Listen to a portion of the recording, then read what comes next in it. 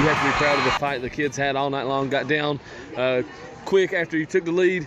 They came back and Bradley Central responded, but your kids responded right back. You got to be proud of that. Yeah, I'm very, very proud of how they played. And just like I was telling them, I mean, they made a couple more plays than we did tonight. And you hate that. You hate to come out on the short end of it, especially when they've played so hard. And you know, a different tip ball here or a catch there or a better defensive play here or there, and we find a way to win it. And they keep fighting and they keep fighting, and they got to keep their heads up and come on back. We've got a lot more work to do. Got a lot of people banged up tonight, so we've got an open week coming at the right time to give a chance for some of these people to get healed up and get back in the game. During that open week, you know, you're talking about a play here, a play there, and the game could change the outcome of the game. What are some things that you guys are going to be practicing during that bye week to get better? I think certainly fundamentals. You know, continuing to rep those fundamentals and put yourself in a position again to make the detail play so that you come out on top in those situations. Yeah. And then that play at the end there kind of changes the whole. Yeah, you know, you hate to see it. The kid's a sophomore and he's a good football player, and it was an ugly one. I think he had a pretty severe dislocation, and you know, as we try to tell the guys all the time, just how fleeting it can be, how you never know what can happen, and you know, I hate to see something like that happen to any kid, and just hopefully we'll take heart and, you know, pray for that kid, and hopefully things will work out well for him, and hopefully our guys will see, you know, don't take anything for granted. And with the run game of their quarterback, how big was it to lose Dakota there early? Oh, it's critical. Yeah. You know, he's critical. He's been a leader on our defense. He's a great playmaker. He's really smart. He matches up well. You know, they put us in some situations after he went out with the back out that he's been a sure thing for us all year long on, and so that's a pretty big loss, you know. So it's big that the open date's coming when it is. Hopefully get a chance to get him healed back up and back going. With the, you know, they like to run the seam route a lot. I guess you guys played it very well, except for maybe the one time deep. Right. Well, the play that they scored to take the lead on us, it was out on the edge. You know, yeah. They ran the slant and go, and so the kid starts on the slant route and then breaks it back out on a vertical, and you know, we jumped the slant route and he put a move on us and was able to get up the field. So that was actually on the edge. I felt like came back out in the second half. That was one of our big time adjustments in the halftime is to try to cover up the seams. I feel like we took that away and then came back out and got us on the slant and go. It's a good play by them. You hate to see it in that situation. We were in position. If we make a play or get a stop, we win the football game. Yeah. Welcome to Jefferson County Post Sports with Mike Stanley. Brought to you today by Angie Cox State Farm Insurance in Jefferson City. Jefferson County fell to Bradley Central on homecoming. Your 2015 homecoming queen is Dharma Fallbush. And I guess moving forward, Jefferson County just didn't make enough plays at the end of the ballgame to capitalize and be able to win on homecoming. And to talk about that, I'm going to bring in our Angie Cox State Farm Player of the Week, Michael Ealy. Michael, thanks for coming on with us, man. Yeah, thanks for having me. Now, Michael, I guess talk a little bit about that game and just, you know, Bradley Central just made one or two more plays than you guys did. Yeah, we had a good week of practice, and we was all hopped up going into it. You know, being homecoming, big game, and you know, it would have been a great win for us to get back from the two losses from Maryville and Morristown. And just some things didn't fall our way. There's some penalties we could have, you know, did better on, and a couple of defensive drives we could have done better on. Just that's about it. Now, Michael did have 7 carries for 46 yards, including a 14-yard touchdown, where you kind of went up and over, did a flip. What's going through your mind when you're flipping through the air after the touchdown there? Well, when I ran the ball, I saw it open, and normally I saw the gap, and I'm like, I'm gonna hit the gap and run the guy over. But then it started closing, and I'm like, I'll just go over, get a touchdown, be safe, and just tie it up. Yeah. I didn't expect the flip. The guy clipped my leg, and then it was really when I was in the air, it was really slow motion. And I'm like, I'm not ever gonna hit the ground, but I got up and like that's pretty cool. I think that's what most people thought too. They thought, man, that's pretty cool. He also had a 63-yard kickoff return that set up a field goal at the end of the first half, And really, I guess everybody thought you were gone on that, and that really could have changed the game if you were able to take that into the house. Yeah, it was a good momentum change, whether I scored it or not. Yeah. But I felt like if I had read the block a little bit better, because I don't know who exactly it was. He was pushing him out that way. I could have cut in towards the sideline, but you going full speed. Sometimes it's hard to make the right reads. Oh yeah, absolutely. Absolutely. Talk a little bit about what Bradley Central brought to the table that kind of maybe you guys were struggling a little bit on the defensive side of the ball and offensive side of the ball. On the defensive side of the ball, Coach Caldwell, he told us we told us that we needed to contain the quarterback. He's a shifty guy. He's a good quarterback, and like what we did during practice, we did a scramble drill as corners and safeties, because the guy would scramble, but he could still throw the ball downfield. Right. And so we worked on that, and we worked on containing the quarterback, and we had good pressure, I thought. And we just got to get them down when we need to. Mm-hmm. And offensively, Coach Brandon, he always tells us that we need one position needs to do their jobs correctly, and everything will be all right. And one person doesn't do the job right, and like offsides. When we go on two, we got to know that. We got to get more discipline on that. And just little things. Little things make the game go better if we do them right. Yeah. Well, moving ahead, get the bye week this week. It comes at a good time, coming off 3 straight losses. Talk a little bit about the mindset of the team right now. Mindset of the team, we're still excited. We still think that, hey, this season ain't completely over, because 3 straight losses. Some people might think, oh man, it's this crappy season. Mm-hmm. No, we're not thinking that. When we got a bye week, we're going to continue to get better. We have 2 weeks to get better, and the William Blunt, they ain't gonna know what's gonna happen to them. Yeah. But you got 5 games remaining. Of course, still in line to be able to have a really successful season. Oh yeah. Could possibly finish the season at 7-3, which would be a great improvement from last season's team.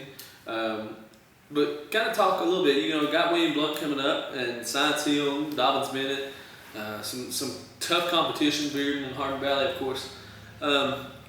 But kind of talk a little bit about what maybe you guys need to do better in order to be successful in these games down the stretch. We need to work on me personally. I need to work on my technique in corner I need to be more two-sided for defense and offense, because I could do a lot at corner and at running back, and we all just got to stay. You have the right mindset, and stay focused on our goal, and feel like we would be pretty good. Yeah. You are one of the leading rushers on this team. Talk about your mindset when you're running the football. Are you kind of guy that's like, hey, I'm going to run you over, or are you kind of guy that says, hey, I'm just going to outrun you? I'm going to do whatever I can to score. Yeah. Whether that involves, most of the time, because if you don't get touched, you don't get tackled. You don't get tackled, you score. Yeah. So I'm gonna juke you out, and if I can't do that, I'm gonna yell at me. I'm not the biggest guy in the world, but I can get it done. Yeah.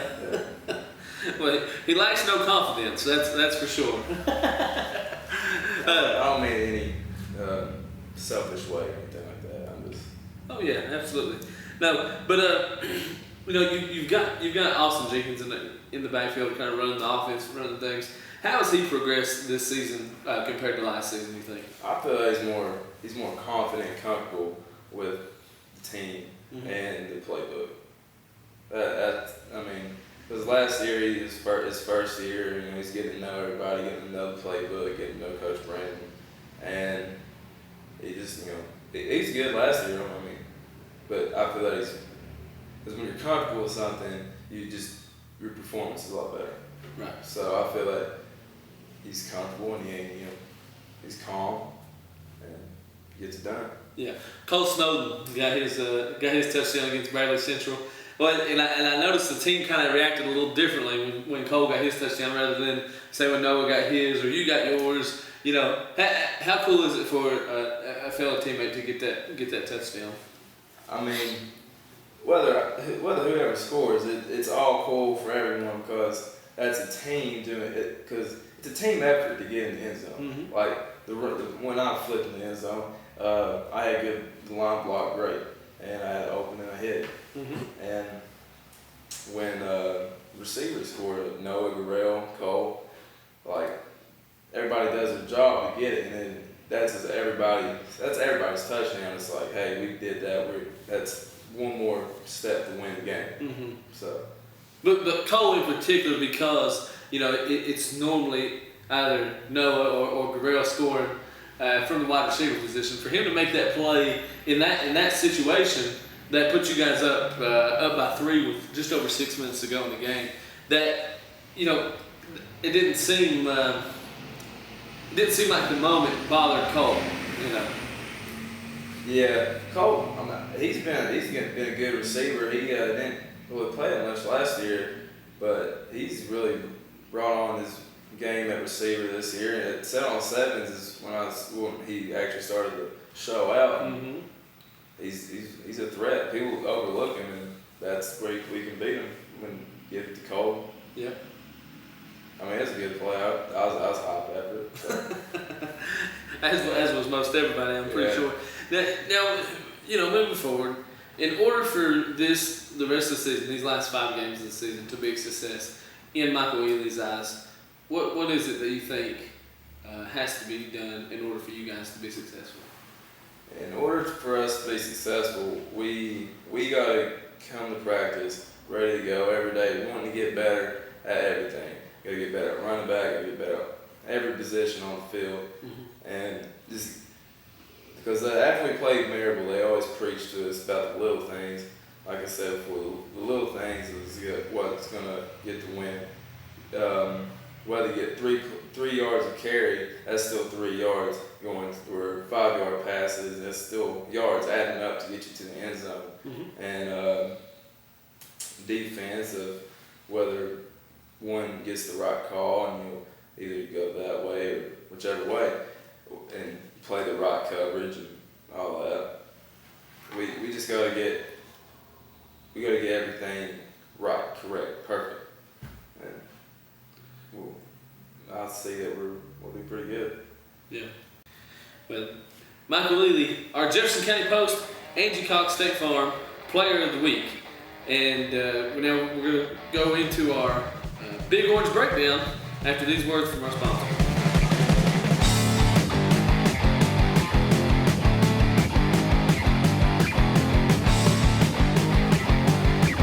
Welcome back to Jefferson County Post Sports with Mike Stanley. We move forward into our Big Orange Breakdown portion of the show, brought to you today by Volunteer Spirits, located at 921 Highway 92 in Jefferson City.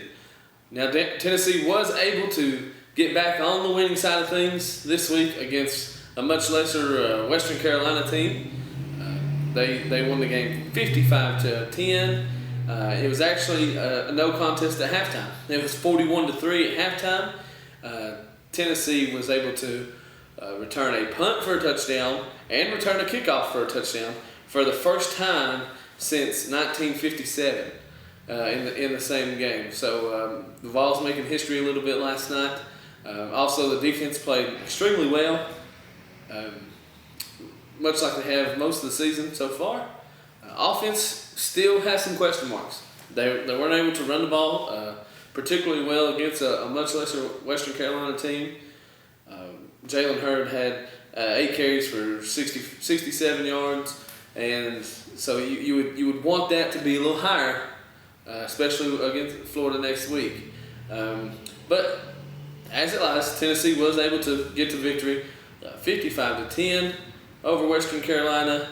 Evan Berry with the kickoff return for a touchdown, while his older brother Eric Berry was in attendance after his game with the Kansas City Chiefs.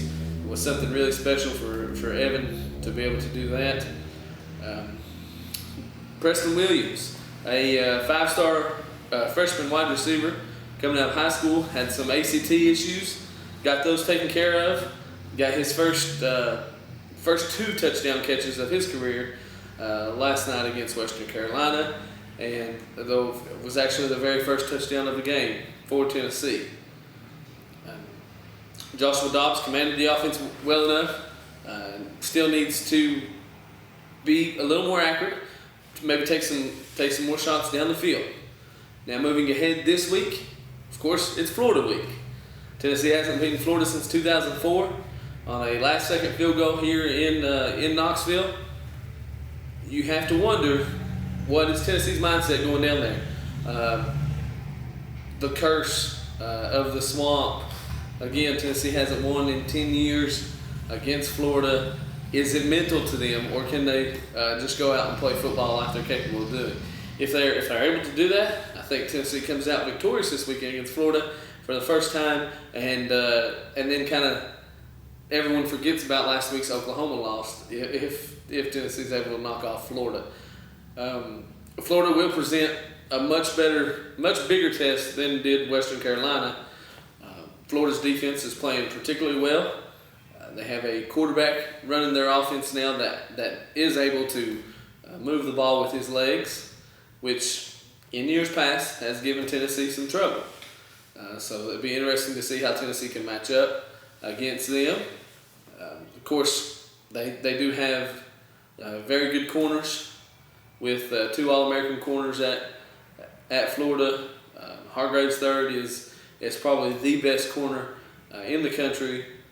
And of course, with Tennessee having some passing game struggles, you have to think that plays into Florida's hands a little bit there. Tennessee's defensive line is very solid. I think they get the edge against Florida on the defensive side. Offensive line is kind of a toss-up. Florida's offensive line is not overpowering. They're not great. They're not bad. Tennessee's in the same boat. They're not great. They're not good by any means, but they're a little better than a bad team's offensive line.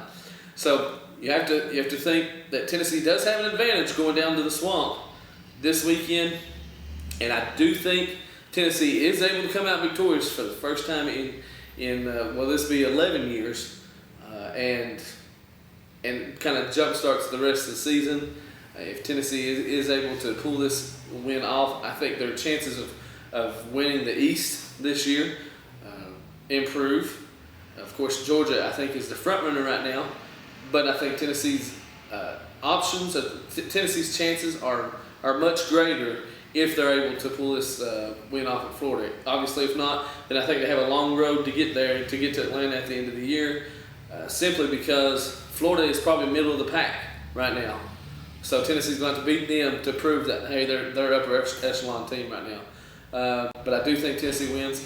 And I'm going to go out on a limb here and say 20-17, a Big Orange victory in the swamp.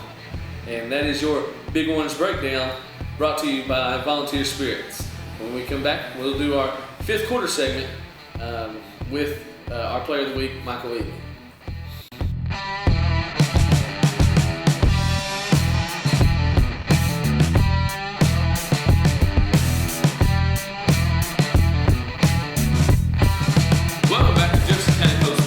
With Mike Stanley.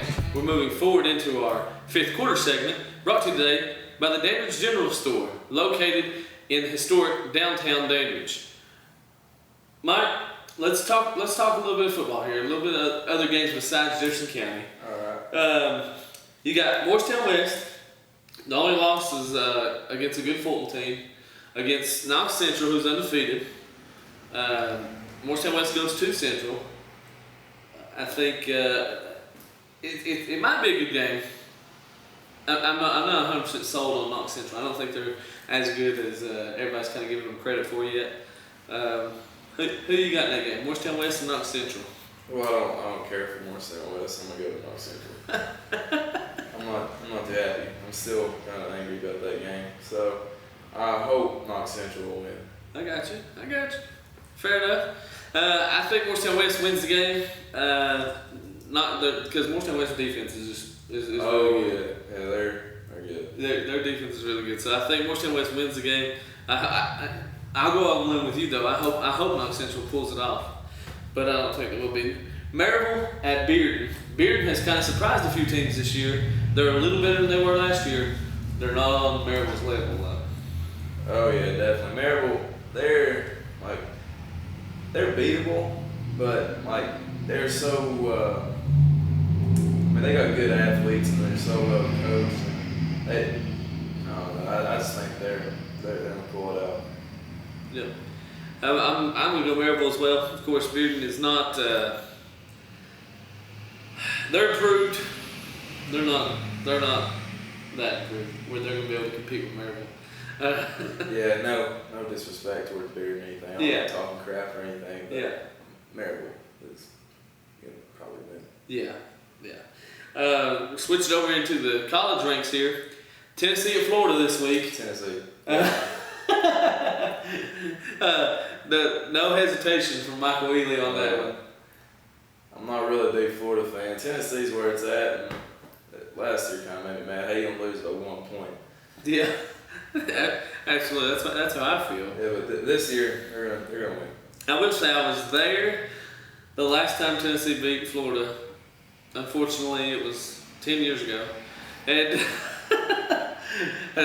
so I even forget what it feels like to beat Florida. You know, and I'd say you guys. I don't remember. I was probably. You was like 7 or 8 years old last time it happened. I don't know. That's when I just started playing football. So man. See, so Butch Jones, this goes out to you. You have to beat Florida so Michael Ealy can remember it, okay? Yeah, there you go, so I can get that feeling in. Yeah. I do think Tennessee wins this game. Florida kind of struggled a little bit with Kentucky last night. I think Kentucky is a good football team. But I think Tennessee finally breaks the curse, goes down to the swamp. Yeah, I like Tennessee's running back core, so, and I mean, they got good athletes and just at running back. Josh Dobbs is a good athlete and receivers and defense. Their defense has gotten a lot better. So right, yep. So Tennessee, we're both in agreement on that. Vanderbilt at Ole Miss. I want to say Ole Miss. Yeah, Ole Miss did knock off Alabama last night, and Vanderbilt is Vanderbilt. There's a team from over in Middle Tennessee that nobody likes. Middle Tennessee State has more fans than Vanderbilt does. Just to be honest, I don't know that to be true, but I hope so because I can't stand Vanderbilt. So I'm gonna go Ole Miss big over Vanderbilt, probably by 4 or 5 touchdowns. 4 or 5 touchdowns. Yeah, it won't even be a contest. All right. It'll be nasty. I can agree with that since they beat Alabama. Yeah. I don't know much about Ole Miss. I don't really watch them. I only watch Tennessee. That's a true Tennessee fan right there. And I go for the Titans too in the NFL league. Tennessee all the way. Yeah. I am too. I'm the same way. Well, for Michael Ealy, I'm Mike Stanley. Thank you guys for watching.